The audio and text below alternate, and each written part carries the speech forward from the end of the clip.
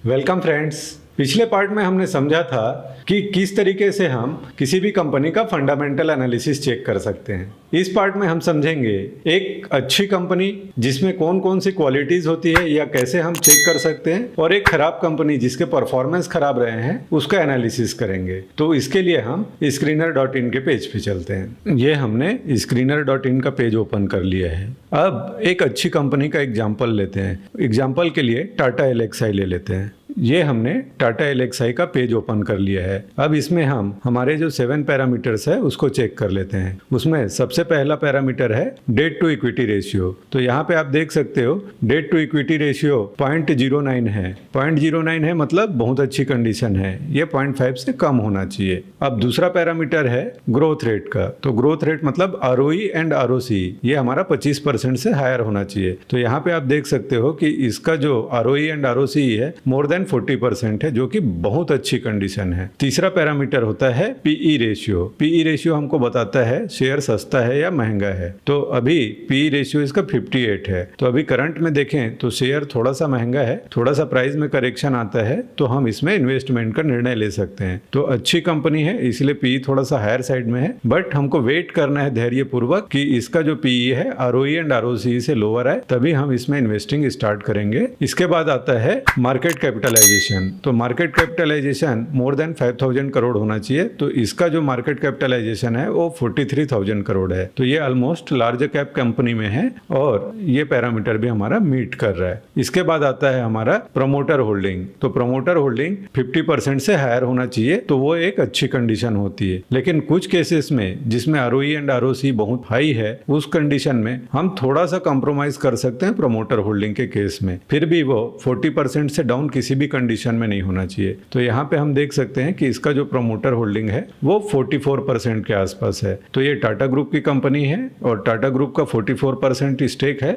मतलब इसमें हम भरोसा कर सकते हैं। तो हमारा 5 पैरामीटर यहाँ से क्लियर है कि बहुत अच्छा है। इसके बाद आता है प्रॉफिट एंड लॉस शीट। तो प्रॉफिट एंड लॉस शीट में हम पिछले 3 साल का देखें तो साल 2019 में इसका जो प्रॉफिट था या सेल्स था, सबसे पहले हमको सेल्स देखना है। सेल्स मतलब टॉप लाइन। तो टॉप लाइन जो था वो 1590 करोड़ का था, वो अभी बढ़ के 3000 करोड़ का हो गया है। मतलब सेल्स 3 साल में डबल हो गया है। अगर हम इसकी नेट प्रॉफिट की बात करें तो साल 2019 में नेट प्रॉफिट 290 करोड़ का था, जो अभी 755 करोड़ हो गया है। मतलब जो इसका प्रॉफिटेबिलिटी है वही 3 गुना हो गया है। तो ये बहुत अच्छी कंडीशन है। तो प्रॉफिट एंड लॉस शीट को देखें तो टाटा एलेक्साई बहुत अच्छी कंपनी है। इसके बाद आते हैं बैलेंस शीट में। तो बैलेंस शीट में हमको सिर्फ 3 चीजों को देखना है। पहला है शेयर कैपिटल। तो अगर हम 3 साल पहले देखें तो इसका जो शेयर कैपिटल था वो 62 करोड़ का था और आज भी इसका शेयर कैपिटल 62 करोड़ ही है। मतलब ये एक अच्छी कंडीशन है। दूसरा है रिजर्व प्लस सरप्लस। तो 3 साल पहले अगर इसका देखें तो रिजर्व जो है वो 880 करोड़ का था, अभी ये बढ़ के 2000 करोड़ हो गया है। तो रिजर्व भी लगभग 3 गुना बढ़ा है, तो जो बहुत अच्छी कंडीशन है। इसके बाद आता है बोरोविंग। तो साल 2019 में बोरोविंग लगभग 0 था और आज भी लगभग 0 के आसपास ही है। अगर हम रिजर्व के रिस्पेक्ट में देखें तो 2000 करोड़ के रिस्पेक्ट में इसका जो बोरोविंग है वो 182 करोड़ का है। तो इसने कुछ कंपनीज को एक्वायर किया है, इसलिए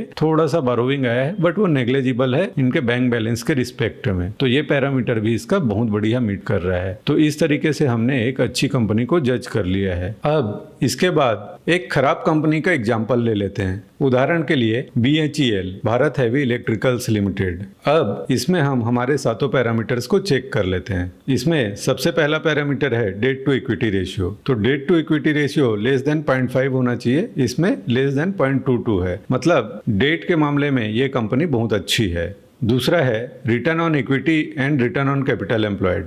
इस कंपनी का अगर ROE एंड ROC देखें या ग्रोथ को देखें तो ग्रोथ सिर्फ 1 से 2% के आसपास है। जिस कंपनी का खुद का ग्रोथ 2% का है उसमें अगर आप निवेश करोगे तो आपको ज़्यादा ग्रोथ कहाँ से मिलेगा। तो ये पैरामीटर बिल्कुल खराब है, तो यहीं से हमको रिजेक्ट कर देना चाहिए। फिर भी हम इसका तीसरा पैरामीटर चेक कर लेते हैं। तो तीसरा पैरामीटर है जैसे PE रेशियो। तो PE रेशियो इसका 35 है। तो ग्रोथ रेट आपका 2 से 3% है और PE रेशियो 35 25 है, मतलब आपको इस कंपनी को बिल्कुल नहीं देखना है। चौथा पैरामीटर है हमारा मार्केट कैपिटलाइजेशन। तो मार्केट कैपिटलाइजेशन 5,000 करोड़ से ज्यादा होना चाहिए। तो यहाँ पे मार्केट कैपिटलाइजेशन 27,000 करोड़ है, वो एक्सेप्टेबल है। और पांचवा पैरामीटर है प्रमोटर होल्डिंग। तो प्रमोटर होल्डिंग भी इसका 63% है, तो ये एक अच्छी कंडीशन है। इसके बाद हम देखते हैं प्रॉफिट एंड लॉस शीट। तो प्रॉफिट एंड लॉस शीट में हमको पिछले 3 साल का डाटा देखना है। तो साल 2019 में देखें तो इसका जो सेल्स था 30,000 करोड़ का था और वो घट के अभी 23,000 करोड़ हो गया है। मतलब सेल्स साल दर साल घटने के क्रम में है। इसके बाद इसमें हम बॉटम लाइन या नेट प्रॉफिट देखते हैं। तो साल 2019 में इसका जो नेट प्रॉफिट था वो 1,000 करोड़ का था, जो